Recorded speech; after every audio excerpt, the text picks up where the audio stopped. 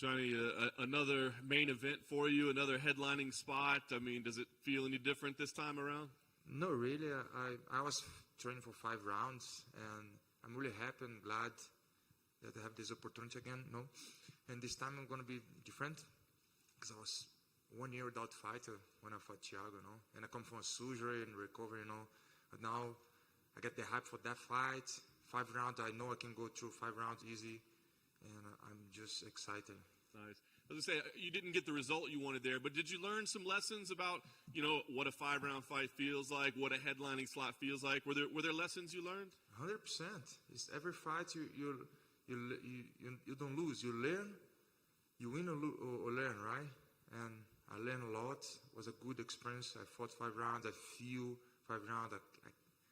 And I understand more my body. I know I can push. I know what I can do, So it was really good. I'm really happy with, not really happy with the result, but I'm happy with the experience, and it's good. Nice.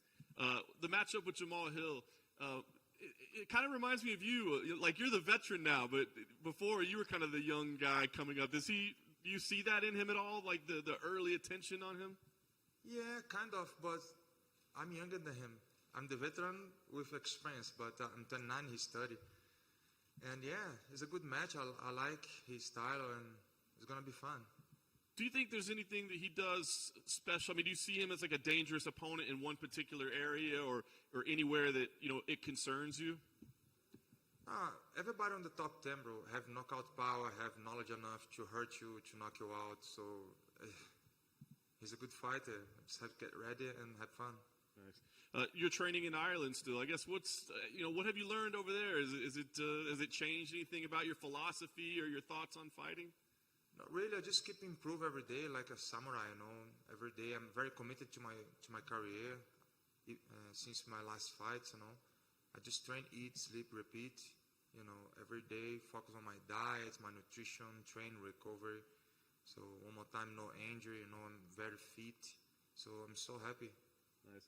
Do they try to coach the flashiness out of you, or do they kind of embrace your flashiness and who you are and help craft that? I don't understand. Like, do they ever try to tell you, like, hey, fight a little bit more under control. Don't take so many chances. Does anybody try to make you change your style that way, or do they like the wildness and the unpredictability? Not really. It was just, I was trying to follow the game plan. It was good. I was doing good, but I didn't told my coach, John Kavanagh, that I broke my foot in the 3rd round. Because I kicked, then I broke. Then I kick again, then I can't kick anymore. Then I forgot to tell him. And he thought I was going to keep doing what I was doing because probably going to win by the points. But I couldn't kick anymore, couldn't move much more. But no, they don't ask me to change my style. They just want to improve myself. And they ask me to be myself more, and be more unpredictable and go more forward, but safe, I'm improving my game every day, chin down, my defense, takedown defense, everything. So it's all good. Nice. Does this feel like an important fight for you? I mean, I guess every fight is big, but does it feel like one, like, I have to win here? We can't learn any lessons. We got to win. I learned so much. I'm going to win. I like it. Last thing for me, this would be a big win. It's a main event. What's the goal for this year, this 2022? Is it a number of fights, or what do you want to accomplish this year? 100%. I'm starting earlier. Thank you, God. So I want to fight 4 or 5 times this year, as much as I can. I don't want to get injured, If I don't get injured, I can fight as much as I can. I don't mind. I like to fight. The worst part is the training, every day, boom, boom, boom, porrada, But if I can fight more, it's going to be glad. So glad to fight. I want to fight more often. Just one quick question. I don't quite recognize it. Is that you on your shirt? And did you put this together? Is that Reebok, or did you have a hand in designing that? This is myself. I want to build my logo and maybe build a clothes brand soon. So just starting. Is that something that you like to do in your spare time? Are you into fashion and trying to do some stuff? Is that a way to kind of get away from fighting? Not really. I just like to design, I painting, and I like to spread the love in different ways, like I can try to make some shirts to spread the love, like good cartoon, good like message for the shirt, you know. Like this I actually have the Irish flag behind and with my fly knee. I have an American one, same thing with the American behind and the Brazilian behind as well, you know. So it's just beginning. I don't think I realized how big of an artistic side you have. But what sort of things do you like to paint? My first painting good one was my fiancée. I paint her, but she don't let me post that because she's naked.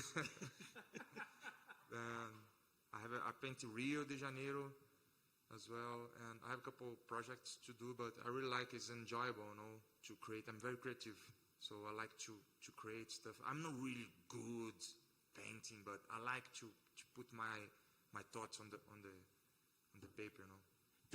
Does having that creative outlet, do you find that helps you in your fighting as well in some way? 100%, like painting, like dancing, like be creative. It's good when you go to fight. I always say to myself, like the best fighter, don't think to give a punch, don't think to kick. React natural, like instinct.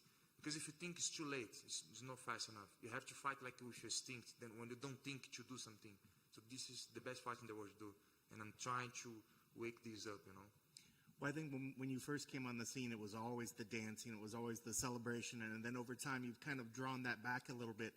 Is more of that going to come back out in the octagon and in the future as well? 100%. This is me. I just want to be myself, you know, celebrating, do the entrance, be myself on the fight as well, like having fun, you know. The life is so short, you have to get the most of it. Best of luck. Thank you.